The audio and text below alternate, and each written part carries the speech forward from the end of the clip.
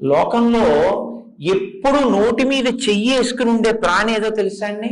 ఒక్క ఏనుగి. ఎందుకని? ఏనుగు తొండానికి కరము అని పేరు, చెయ్యి. ఒక్క ఏనుగు నోరు మాత్రం పైకి కనపడదు, నోటి మీద చెయ్యి అడ్డుంటుంది, ఇలాగ తొండం అడ్డుంటుంది. అంటే నోటికి చెయ్యి అడ్డు పెట్టుకుని అత్యంత వినయంతో మాట్లాడవలసిన చోట మాట్లాడతాడు, ఎప్పుడు నోటికి చెయ్యి అడ్డు పెట్టుకుని మౌనంగా ఉంటాడు. ఆయన కన్నా అంత గొప్ప ముఖంతో ఉండి, అంత విద్వాంసుడిగా, అంత మంచి ప్రవర్తన కలిగిన ముఖంతో ఉన్నవాడు లోకంలో ఇంకెవరున్నారు?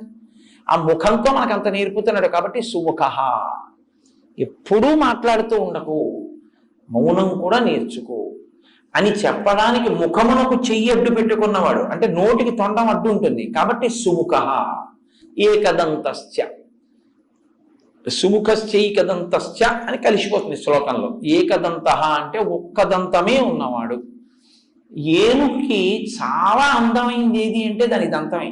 దానికి రెండు దంతాలు ఉంటాయి, ఇటుక దంతం ఇటుక దంతం తొండానికి.